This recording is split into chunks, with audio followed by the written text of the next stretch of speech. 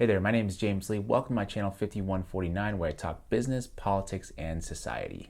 Today we're talking about the war in Afghanistan by the numbers. Just want to preface, foreign policy is just not in my wheelhouse, at least not yet, but I do think there is a lot to explore here beyond the partisan blame game, of course.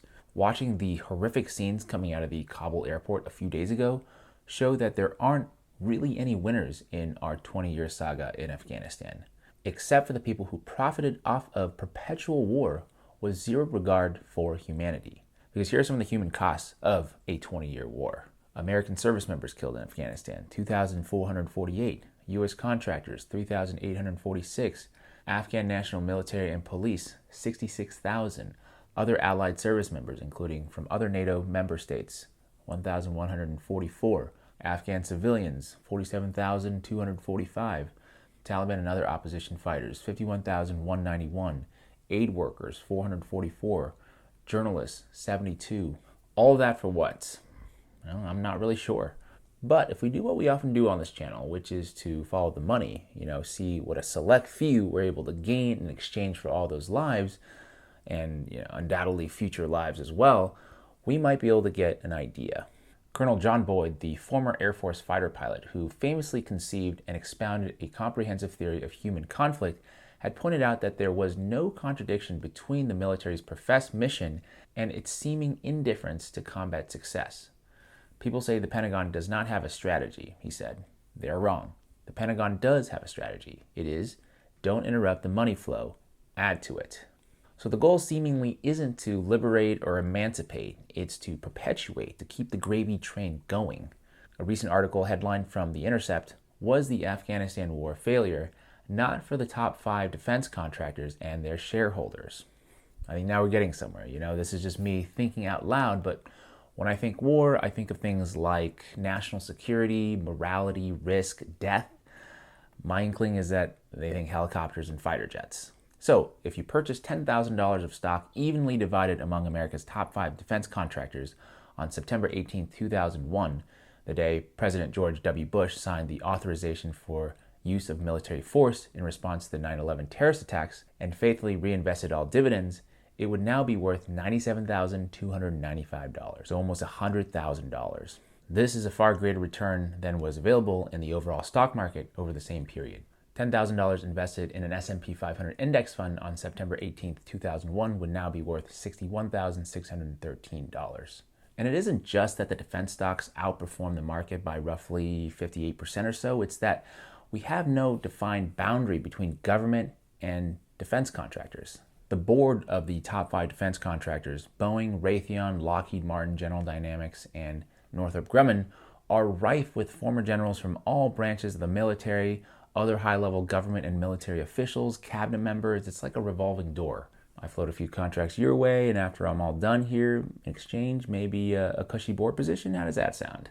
Well, it sounds bad. Very bad. Let me illustrate.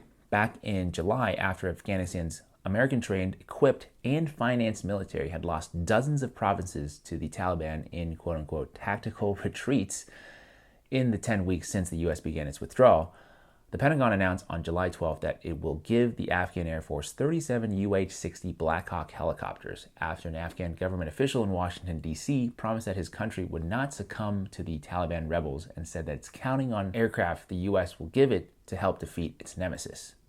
It's not exactly funny because war just isn't funny, but this aged like milk. Anyway, can anybody guess what the problem is here with this, I'll put it generously, tactical armament? Well, first, since we're talking money, a new UH-60 costs some $12 million, so this parting gift amounts to roughly $450 million.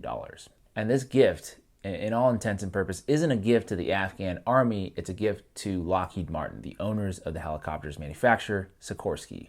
Because Afghan mechanics were known to be entirely incapable of maintaining the complex machines, the job is being left to highly paid, by us, American contractors. On the other hand, the Afghans had been well able to look after the helicopters they had previously flown, the Russian Mi-17, a simple rugged machine on which local pilots and mechanics had decades of experience.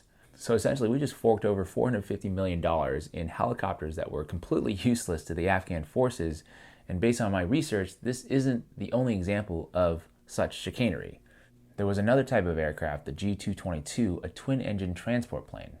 20 of these had been bought for the Afghans at a cost of $500 million. Quote, they were the wrong plane for the country, the altitude, the weather, the Afghans couldn't be trained on them, unable to fly, they had been abandoned as soon as they arrived. Sopko, who was the Special Inspector General for Afghan Reconstruction, had come across them on the edge of Kabul airport, rusting with trees growing through them. Cool. So we just spent nearly $500 million of taxpayer money in exchange for $32,000 in scrap metal. I feel like I make this point a lot, but this is a common theme that we can never really escape here in America, which is that everything in our society is geared towards consumerism, even our military. Who cares if the planes are any good for the situation? Buy them.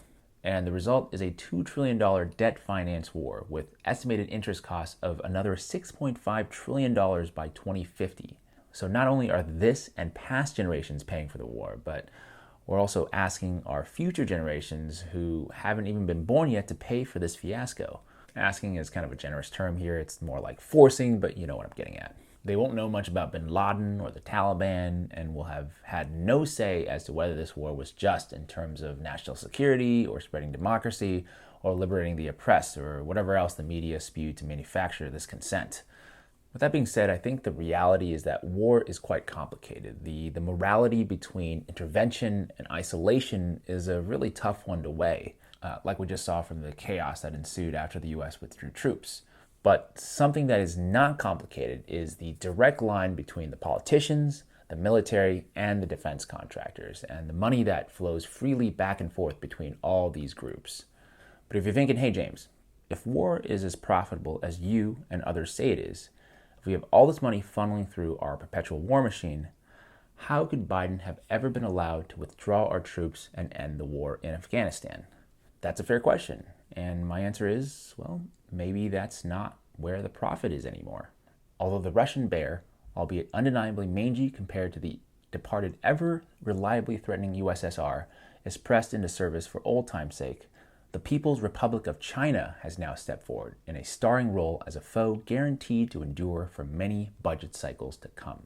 And that is perhaps why Biden would have been allowed to do something like withdraw our troops from Afghanistan. Because despite our withdrawal from Afghanistan, our defense budget is expected to soar to a record-busting $777.9 billion in 2022, a 5% increase over Trump's final budget of $741 billion. With bipartisan support, I might add. That's it for this week. Thank you so much for watching. I felt that it was really important to make this video because I think we have to think about war not only in the context of morality, but rather a financial calculation to truly understand why it is that we're constantly engaged in armed conflict with amorphous goals. So if you have a particular opinion about this, I'd love to encourage you to share your thoughts in the comment section below. Also, if you support my work, please give this video a thumbs up, a like, a share perhaps with your family and friends, and subscribe if you want to see more. Thank you so much for your time, and I will see you next week.